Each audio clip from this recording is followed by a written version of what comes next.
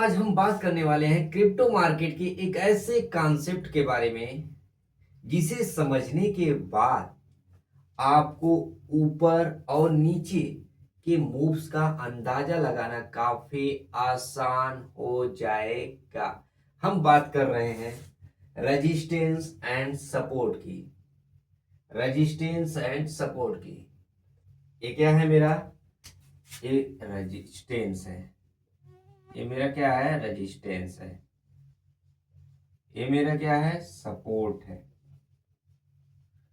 Crypto market में यही सबसे मेन होते हैं। इसे अगर आप समझ गए तो बाकी आधी बातें तो मार्केट के समझ ही जाएंगे। मार्केट के लिए ये दोनों लेबल मार्केट के लिए बिल्कुल उसी तरह है जैसे हमारे ऊपर छत और नीचे जमीन है।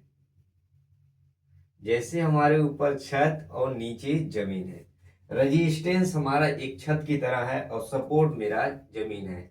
जैसे आपको पता है अगर कोई बाल अगर हमने फेंक दिया तो ऊपर जाने से वो रोकता है, उसी तरह मार्केट को ऊपर जाने से रेजिस्टेंस क्या करता है? रोकता है। और सपोर्ट क्या करता है?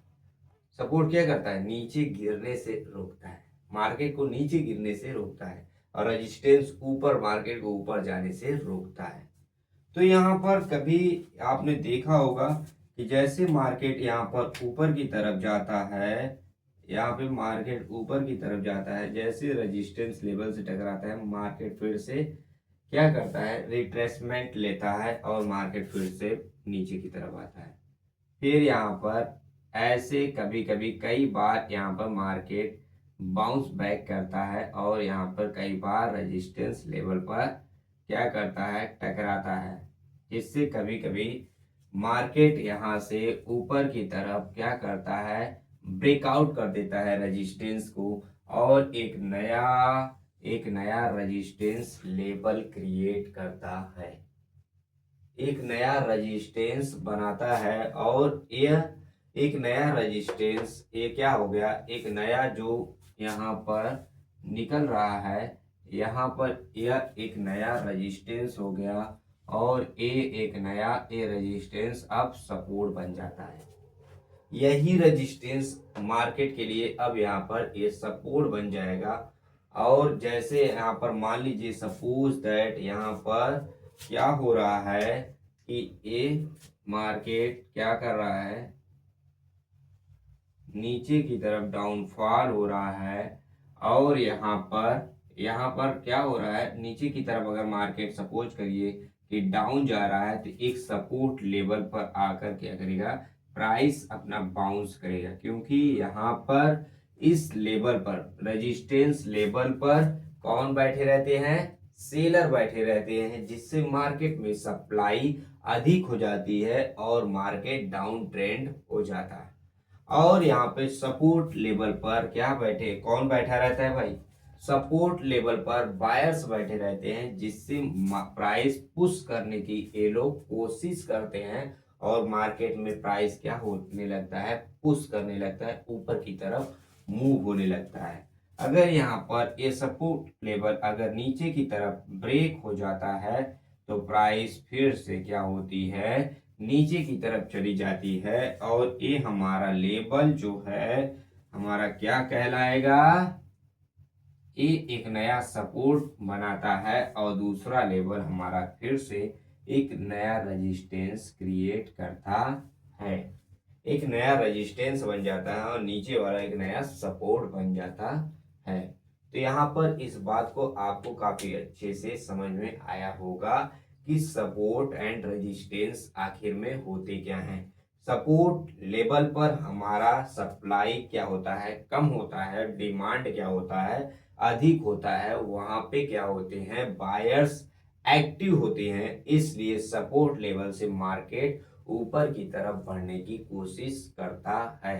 अगर वो यहाँ पर सेलर हावी हो जाते हैं तो सपोर्ट लेवल क्या होता है? ब्रेक हो जाता है, जिससे यहाँ पर एक नया सपोर्ट लेवल क्रिएट होता है, जहां पर कई बार मार्केट वहां पर जाकर बाउंस बैक करने की कोशिश करता है। अगर बाउंस बैक नहीं हो पाता है तो मार्केट फिर से नीचे की तरफ चली जाती है मान लेते हैं कि हमारा बिटकॉइन की कीमत $80,000 हमारा क्या है, $80,000 ये हमारा क्या है, सपोर्ट है।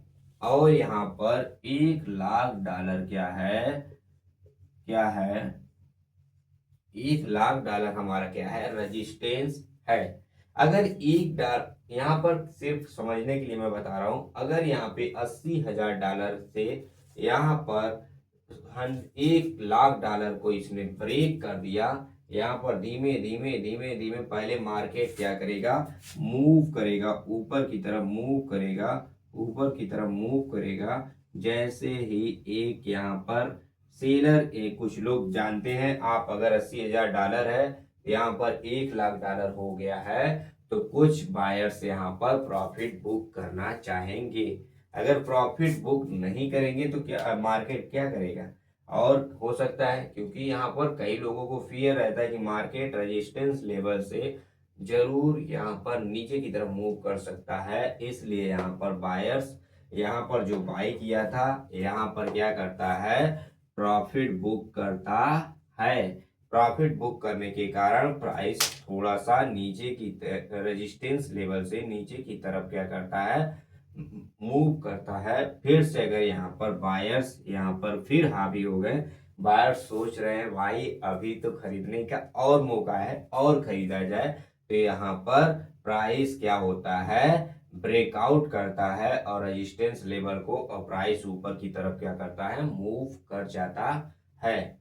तो यहाँ पर आपको समझ में आ गया। अब यहीं पे प्राइस यहाँ पर $80,000, अब $1,00,000 पर पहुंच गया प्राइस, लेकिन यहाँ पर सेलर क्या हो गए हैं, हावी हो चुके हैं। सपोज कर लीजिए कि यहाँ पर सेलर क्या हो गए हैं, एक्टिव हो चुके हैं, और प्राइस क्या हो रहा है, नीचे की तरफ मूव करने लगा है। प्ले यहाँ पर अगर सपोज दैट कभी कभी ये होता है ना भाई, यहाँ पर थोड़ा प्राइस नीचे की तरफ और आता है, और यहाँ से सपोज दैट फिर से मार्केट मूव करने की कोशिश करता है, फिर से मार्केट इस तरह से मूव कर जाता है। लेकिन अगर यहाँ पर सेलर एक्टिव रह गए तो सपोर्ट लेवल तक आएगा, और सपोर्ट लेवल से थोड़ा सा बाउंस बैक करेगा।